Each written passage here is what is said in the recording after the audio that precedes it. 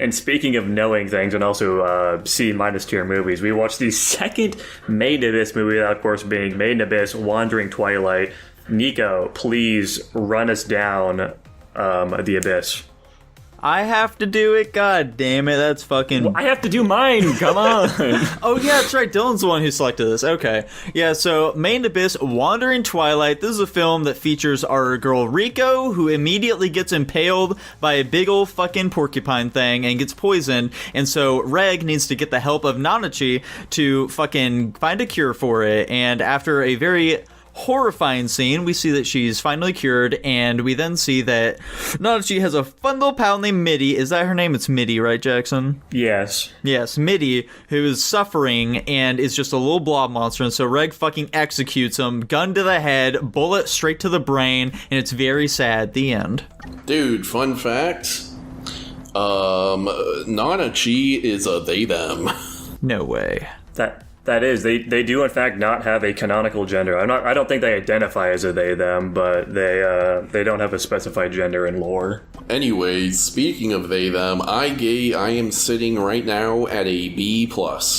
Oh, there you go. It's much better than you had previously. Oh yeah. Yeah. I'm thinking A- for this one. This one is a slight improvement over the first for me. I give the first an A+ for reference, which means I'm putting it at an S-. I think it does enough to cross that threshold personally. Okay. Wow. I think it's a massive improvement in almost every way. I guess like the art and the voice acting is the same level of quality, but for me, it's even from the very beginning, it seems instantly much better, just story-wise. Like, it actually feels like it has some stakes. Yeah. Fucking 10 minutes into the movie, we see the scene where Rico's fucking bleeding out and being poisoned to death. Yeah, exactly. I think it slows down a bit too much once we hit Nanachi's house, but we're doing enough interesting things that it's keeping my attention. And also the fact that it's like a solid, like 15 to 20 minutes shorter helps quite a bit for me. Which is bullshit, because guess what, boys? This movie, right, starts at like episode 10 of this 13-episode anime. So this movie takes up 3 episodes, where the first one took up 4 episodes, when the first one took up 9. And what's bullshit about that is they just completely fucking skip the entire third layer, basically. Yeah. They have the scene where the fucking split jaw, whatever it's called, chases them, and that's the entire fucking layer. It's just... They basically scale the hole at the start, and then they're done immediately. And I think that's a shame, because I think the third layer is cool, and they had some interesting scenes in the anime. There's like a whole episode dedicated to it that we didn't see. Oh well. Yeah, c'est la vie. There were some fun little things that happened there, but like, to be fair, yeah, I guess just like kind of scaling down and seeing them little fuzzy creatures is all I really do remember about that section. So fair play, I guess. I remember there being a more integral, like they do a little bit more explanation of the Curse of the Abyss, specifically because Rico has to go against it to like climb up an elevated area so they can get out. And they just completely fucking skipped over that. Just some like random like minor scenes. I think it's that movie where that area where they fall into like the mouth of some like big fucking plant thing too, and they have to fucking escape out of that. It's just some like more world building that I think could have been used, especially because like this movie is shorter than the first one. I'm not opposed to a 2-hour movie, and I feel like they just cut it up, maybe because they just wanted to like get the movie going pretty quickly and like draw you in with like a hook, aka the fucking porcupine scene. Yeah, but I don't know. I feel like it was just unnecessary fat that was trimmed, personally. Yeah, potentially, but I didn't mind it too much. I did like that we just kind of immediately got into the meat of this one. Yeah. Fair enough. This movie is, of course, about Nanachi. She is, I would say, the main character of this film. She is basically the entire focus of it, and the driving force of the entire plot. She's the one that saves Rico. She's the one that teaches us about hollows, and also is the one that's going to move us into the third movie, which is about the main antagonist of this arc. Yeah, and she's the real emotional core of it. It's like her and her relationship with Mitty that are really like driving us forward here to be like, oh, I feel so bad for Mitty. She used to be a human and now she's fucking this thing. Oh my god. Guys, real quick temperature check here. Is Mitty cute? Yes or no? No. I think she's cute. You guys are fucking manic. I'm sorry, I'm not in the camp. Like, I know some people are like this, but I do not subscribe to the idea that ugly things can be cute, alright? I just, like, pugs, I don't see it. I'm sorry. They're fucking freaks. Anyways, I think it actually benefits it because legitimately, this is me speaking from the anime because obviously this is not my blind reaction, so I have to, draw from the whole here. But when I did first watch Main Abyss, I was, of course, as most people are, very off-put by Midi, given her nature. Yeah. But legitimately, the second I learned what her situation was, immediately my brain just fucking, rewired itself into saw her as cute. Maybe there is some, legitimately, I thought she was fucking gross and creepy and ugly. Yeah. But then, after I saw the fucking elevator scene, and then we got out of the flashback, and immediately I was like, okay, no, she's fucking cute now. I see that big old cute eye, and everything else just kind of melts away. I don't know, maybe they, portray her differently, subtly within the animation. I'm not sure. But, ever since then, I just think Midi's cute. I don't know why. Obviously, she's some horrible, fucking disgusting creature, probably, but, she just looks fucking cute to me. I don't know. How would you feel if Shimi turned into Midi? That'd be fucking terrible. That'd suck, man. I'd probably dedicate my entire life to trying to kill her. Yeah. Because just the concept of Midi is so fucked up, and I think it is it's a incredibly really good... fucked, yeah. It's literally just the I have no mouth but I can't scream. Nanachi's valid as fuck for trying to kill her early so she doesn't literally just live eternal suffering for the rest of her life. And I think that is a good narrative draw because, this movie, as the first one does, a lot of really good world building and intrigue building, specifically with Midi. What the fuck? Why does she have this creepy-ass creature here? And she's, specifically going out of her way to not divulge more information than she has to about her because, people are probably not going to be... She probably doesn't just want to give more information than she has to, specifically, because she doesn't want to be linked back to the boogeyman in the fifth layer. But, I just think it does a really good job adding intrigue to, who these characters' backstories are, and I think because of that, the impact of the more emotional scenes later when you learn about... Midi and Nanachi in more detail. It just works very well because of that. And Midi's just a really strong character to be a support, even though she's not even really a support. I think it just works very well. Yeah. Okay. Another temperature check here for you boys. Question that I would like for you to ponder. Did you cry? Yes, I'm a bitch. No. Yeah, so did I. I tear up every time I watch fucking Rico bleed out. This is, obviously you guys didn't watch this shit in Japanese, and I did go in with Nico, literally go and look at that scene a little bit in the English dub and compare and contrast between the Japanese dub. I certainly think Rico does a lot better of a scene in that, but she legitimately, the voice actress for Rico, does such a good fucking job in that scene. She literally sounds like she's some child fucking dying. It's actually insane. I legitimately, the first time I watched that, I just thought I was actually watching her fucking die. I was completely convinced that she died there. Yeah, we did watch them back to back to see, okay, let's compare and contrast the English and the Japanese, as Jackson stated, and I will admit, Riko's voice actress is better in Japanese, I must say.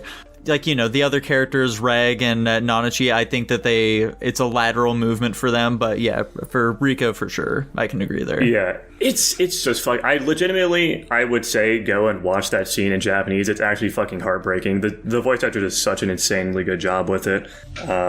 Big fan. But yeah, there's that scene, and I also fucking absolutely cry every time I watch I say cry, I'm get teary-eyed, with the fucking scene where he blasts Midi for that final time. That scene was it for me, when Nanachi runs up right before he doesn't, is just crying, apologizing to Midi and stuff like that. Yeah, it's fucked up. She loves Midi. She has such a strong connection to her. Midi's the one that saved her life, basically, in a roundabout way. And she doesn't want to have to kill her. She's not suffering necessarily, but there is always that unknown of Nanachi dying, and it has to be done. And I think it's a very powerful scene because of that. And it always gets an emotion out of me, especially just after they fucking do it and they realize their actions. Very well done. Yeah, and even just the way they set up. The execution spot for Midi, where they put down a blanket with all the little stuffed animals and stuff like that she likes. It's What's fucked up too is they're literally blasting her ass in the middle of a fucking massive graveyard of all of those cave raiders that died trying to save her, basically, quote unquote save her. The graveyard of all the people that died as test subjects to try and kill Midi. It's pretty fucking metal, honestly. Yeah. All right. Speaking of metal, boys, Bondrewd. Does he have drip? Yes or no? Yes. I think his entire fucking squad look cool as shit. I'm a big fan of the like full blacked out look with the like the purple line going in interesting ways on their masks. Yeah, he's dope as fuck. Yeah, I'll say yes. Other temperature check here. Did you guys? I'm assuming yes, but did you guys notice that he grew a tail at the last scene? Yeah. Yeah, I noticed that. Okay, Yuki, shut the fuck up. She's just sitting on my bed fucking screaming at me. Stop it. That's what she does. Yeah, so I think that's cool too. It's like, it's a subtle piece of, fucking spoilers, I guess, because you can obviously that's trying to imply that he did the experiment where he went down to the 6th layer himself and is no longer human. I think that's cool as fuck because we know about this character. I think it adds a lot to his character of a character we don't even really know that much about yet. And I think it does a really good job setting up the stakes of the next film as well, because is he immortal? We don't know. There's a lot we don't know about this character, but he's very imposing, and now we also know that he's willing to do these fucked up horrible things to himself, which also just adds another layer to somebody that we don't even know about, which I think is cool. I think it's an interesting thing. And we see his cute little daughter as well come up to him, call him like Papa or whatever, and it's like, oh, might be a little bit more to this guy than meets the eye as well. Yeah, there's also just like, to speak on his character as well, you can also just infer that he truly does actually like these kids, like regardless of what he's doing to them. I think he genuinely does actually care for them. Specifically, he's fucking calling them all by name. He's talking super gently with them. But also, he remembers them by name just from their specific bulb. The fucking MIDI bulb goes out, and he knows exactly who it is and which one it is in the fucking array. Like, I think he's very attached to all these characters, which is also just another, like, point to his character, which I appreciate a lot. Yeah, which I'm sure we'll be delving into much more in the next film. Yeah, we're talking a lot about the character that was barely a character in this movie. That's the focus of the third one, but, I think that just proves how strong of a character he is. Mm-hmm. All right, do we have any other thoughts on this film here? Nico, what'd you rate the first one? I think I gave it a B+. Oh, you gave it I'm looking at it now. You gave it a flat B. Flat B? Okay, that makes more sense, actually. That's crazy. Yeah. Yeah, much like Tanner, I do think this is a pretty big improvement over the previous film. I would agree. This one feels like much more of a cohesive film experience. I definitely will agree with you guys. I think the first one, specifically just in the sense of like rising action, it doesn't like necessarily have like a big moment like you guys are probably imagining. This one feels like a much more complete character arc because we basically start the movie, get introduced to a new character, Nanachi, and then we basically just go through her character arc. So it feels like a much more complete experience, and I think it works as a standalone movie regardless of what it is, being fucking half of an anime. Mm-hmm. Which is also a big reason why I give it credit for that, too. This is just a very emotional, slow-paced movie, too, which, honestly, I'm surprised it worked for you, Tanner, in that sense, that you liked it a decent amount more than the first one, specifically just because it is a much slower, and it feels like a very different experience from the first one. The first one is much more about, like, the adventure of going down, and this one immediately stops, and you're on the same fucking layer for the entire movie, basically, and it's just more of, like, an emotional character piece. Dude. I'm wondering what happened, because you guys were talking about the scene where he kills Midi. And you just didn't give a fuck at all? No, I just didn't remember it. And I'm like... What? Scrolling through it, and like... I'm just a complete blank for about 30 minutes towards the end, except for the last, 10 minutes. What the fuck? I don't remember any of this shit. Literally heard him blasting MIDI is like one of the most important pieces of the fucking movie. That's crazy. I literally had no memory of that. That's actually so fucking insane that you say that. Jesus. That's very funny. I don't know what. I don't think I was distracted at all while watching the movie. You fell asleep? You had a narcolepsy moment? Maybe I did. I was watching it pretty late at night. Did you watch this one with your girlfriend as well? Yeah. How'd she feel about this one? Wait, did I? Bro's forgetting every facet about this movie. I legit cannot remember fucking anything about it. I know I watched it, but... I'm glad you know that much at least, I guess. I'm blanking on it. Let's put a big asterisk on Tanner's rank here. You should go back and watch the MIDI execution and report back to us as to whether or not you want to raise or lower the film. You're probably right. Well done. Anyways, what did Dylan have to say? I liked this movie a lot, clearly. I like a lot of... This movie goes crazy with character development and, revealing secrets. And I remember, because Jackson really wanted to watch this movie with me, he was like, how do you think this, like, the time in this movie is going to be spent? And I was like, well, considering how fast they're moving, I can imagine they're going to get down to the bottom floor. And they made a lot of the movie surprisingly well, like, the bulk of it in the third and fourth. I think they were in the fourth layer for a majority of it, right? That's the fourth layer is where they start, like, experiencing, like, blood coming out of, They were in the third layer for, like, 10 minutes, and then the fourth layer for, like, basically the entire movie. But yeah, no, I liked a lot of the secrets they were introducing, and I liked the new characters they were introducing. By the way, if you guys were to wager a guess, what kind of, like, hollow creature do you think the one girl was, if you were to wager? I thought you were going to ask what kind of hollow do you think I'd become, and I was going to say, unfortunately, Dylan, I think there's a high chance you just become like Mitty. Anyway. Alright, cool. I think she was a bunny hollow. Okay. That would make sense. That's what Jackson also said. What do you think she was? Well, I mean, I have a lot of evidence to support that she's in fact an aardvark, but, you know... yeah, dude, just look up a picture of an art. Like, the similar. This part doesn't matter. I just thought me and Jackson were discussing it. I was like, I'm pretty sure she's an aardvark, and Jackson's like, I'm pretty sure she's just a bunny. Aardvarks have bunny-like ears, and like everything else about an aardvark kind of matches up with like the way she looks. Anyway, But yeah, no, I like the amount of emotional buildup they could make in this movie too, specifically in regards to Mitty, because like obviously from the anime interpretation straight into the movie, since they split the season 1 into both of these movies, there was a lot of like shit that we missed out on between Mitty and the girl. I always remember it starts with Nani, but I can't remember what the last Nanachi. God damn it! I always remember the first bit, but. Like, we got a majority of their story, but there was still a decent chunk of it that I think we probably missed out on. I asked Jackson if I should go watch the anime, season 1. He said I should wait and not do that, so I'm not going to, I guess. But, like, I legitimately got super, like, emotional on the part where they were, like, killing Mitty, and it's, like, one of those moral dilemmas where it's, like, yeah, you want to, like, you want to preserve life, but, like, the life is a husk of a person with potentially a human soul trapped inside of it that's just bound to suffer for eternity because it can never die.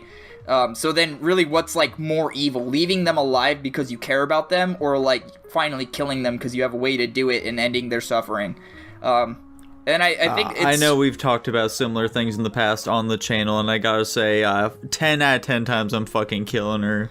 I mean, that's fair. Yeah, because it's just like at that point she's not really even a person, and like they express... Dylan, what is your... I'm gonna fucking interrupt you here. What was your takeaway of the Riko's explanation of her dream when she was passed out for a while? Yeah, I mean, at that part specifically, it was like she had some kind of mental connection with like Mitty, like, because like the whole biology of Riko is still not fully solved. So, because obviously we know that she's of the Abyss, but, like, we don't know what implications that all has. So, like, I think what it was is Mitty knew that, like, I think her soul was still trapped in. That's what the whole dream sequence was. And I think the whole, like girl crying and screaming was, like, her trapped inside that body. And then finally when, like, there was, like, heat and then she was gone, it was quiet. Like, that was obviously, when Robot Guy fucking did the big incinerator blast. So, yeah, it was like, I don't know, some like weird psychic connection, because like... I guess the point I was trying to make with that is, do you think that implies that she actually did have a soul that was still trapped in that body, or if she was just like, actually just like a husk, and there wasn't any of her left? I mean, it would be a really weird implication to say she wasn't a soul trapped in the husk, because then what the fuck was that dream supposed to mean? I mean, I guess it could just be like a whole nothing, where it's just like, it was just a weird random dream. But I think with the setup that they had, and like the strings they were trying to attach, like the lines they were trying to draw, I think it would be like a stretch to say that wasn't the case. Because especially in like a scene like that, where you're trying to set shit up, you don't do that for no reason. There's definitely reasons behind it. But I guess it could be interpreted either way, so, like, but that's just how I chose to interpret it. But yeah, and I remember by the end of the movie, I really wanted, Nanaji to join them on their quest, which she did. I was very happy about that. So I think moving forward, I do really want to see I guess we're probably going to see the third movie next week. Because then that'll give me an excuse to dive into season 2, because I like where this anime's heading. I like how it's animated. I like the voice acting. I like the secrets. I like the mystique. I like the mystery. I think it does a really good job world building, and I found one thing with me is I fucking love world building. It's probably one of my favorite things you can do in any form of media. Which, I would assume that is the case with most people, but me specifically, that works really well on. Bro likes his motherfucking lore. Dude, that's why I watch all the Destiny lore videos. But anyway, yeah, but just purely based on the animation, world building, voice acting, emotional build that they managed to do, like, I knew when we first saw Nanachi, like, the first time I saw her, I don't know why I was like, I really like this character. They gave us no reason to like her. And they're setting up potential conflicts in the future, which some people aren't the biggest fan of, but I love that shit. So yeah, I really like this movie. How'd you feel about all the scenes of fucking Rico soiling herself? That was very disturbing. Also, like, I don't think I'm an empath, but like I super empathize with people when I see that kind of shit. Like I feel so, it feels so bad, dude. I hate seeing that shit. It's awful. Like, you put yourself in the shoes of Reg, is what you mean? Or what do you mean by that statement? Like, I don't really know how to explain it. Like, an empath means that you're like you really understand the emotions of others specifically. Yeah. I don't. Whose emotions are you understanding when Rico pisses herself? I thought we were talking about Rico, so I guess Rico. I don't fucking know. How did we get confused about who we were talking about? Well, I just was confused why you would be empathizing with Rico in that scenario, but I guess I see what you mean potentially. Dude, I never Tanner's mind. lost the plot. I'm not the one who's lost here. Okay. Dylan, how'd you feel when Reg popped a boner? That was very disturbing. This is a children's movie, dude. That it's literally for moments like that. I don't know if I'd say it's a children's movie. Well, this is definitely not. I would not show this to a fucking child. Okay, let me rephrase that. It is a movie with a lot of children in it, so that kind of shit is not cool. And that was moments like that, like, and like I understand that's basically just the anime at this point. I was legitimately like struggling with myself to figure out if I was actually gonna put this in S+ specifically for moments like that. Yeah, apparently it's peak to you. A film that includes those elements. See, and that's exactly why I didn't want to give it an S+, because I knew you motherfuckers would try to do that twist. And you guys want to wonder why I fucking emphasize shit all the time, because you do shit like this. I gave my reasons for why I thought it was S+. You're the one that threw your fucking conjecture in there trying to make me feel bad for rating it something that I wasn't even thinking about. I'm not trying to make you feel bad for it. I disagree personally. Yeah, I don't know why you'd add that if you weren't trying to, like, make a point, but... I'm just curious is all. Oh, yeah, I know. We also shockingly didn't bring it up whatsoever in our reviews of it, so I really wanted to hammer it home here. The author's a fucking freak, bro. He is. He's a real creep. I had this discussion with Jackson. I think I was talking to him about whether I want to make it S+ or not, specifically for that reason, and we had this exact conversation. He said that exact thing, so... I realize the author's a freak. I just ignore that type of fucking shit. I just take it in stride. I just don't really add it, or it doesn't add or subtract from it. It's just like it's the author being a little fucking weirdo again. They should have cut it out, but who cares? I guess. I just want to interpret it as a silly moment in the movie for like comedic relief, and that's like the most I want to leave it at. I don't want to delve into that too much more than that. So, anyway. Wow, that's crazy. Jackson, did he cry at all when you guys watched it? Dude, I don't mean to sound like Tanner here, but I honestly can't fucking remember. I'm pretty sure he did, but also I vaguely feel like I remember him saying, like, I haven't watched the anime, so I'm not going to cry. And I think he was trying to, like, force himself not to. Oh, okay. So weird. I think he did. I very, very weird defense of that. I think he was certainly very emotional for it, hence why he gave it a fucking S+. Yeah.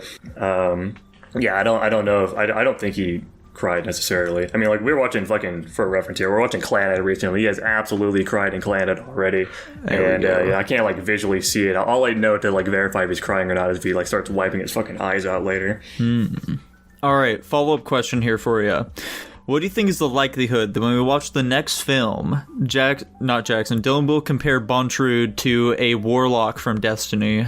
Dude, he does kind of look like one, huh? Yeah. 0%. Okay, that's good. I think he's already seen Bontrud and he didn't make that comparison, so I'm gonna assume he's still not gonna. Gotcha, alright. Fair enough then. So, as for our rankings here, boys, Dylan gave an S+. This is the highest rank possible. How the fuck is he gonna rank the next film, I wonder? I think I'm gonna be sticking an A- for it. I'm still sticking at S-. I think this movie's fantastic. This should not be shocking coming from the big Made in Abyss guy. This is my favorite, one of my favorite, I'm not gonna say is, anime franchises. I think it's very beautifully made, and it's a very touching story that warms my heart, and it just makes me very excited to keep learning more about the Abyss, which is its whole point. Yeah, I'm gonna stick with my rank of a B+ for now, but I think I probably will watch the back half hour or so of the movie to see what has evidently left me. Thank God. I'm glad, dude. Watch the fucked up Rico scene as well in Japanese. I doubt it's really gonna change anything for you, but I just think it's interesting. You know, it's just a cool, you know, performance from a voice actor. So I think it's interesting watching it just from that perspective alone. Anyways, that lands it at an A+ overall. Holy smokes.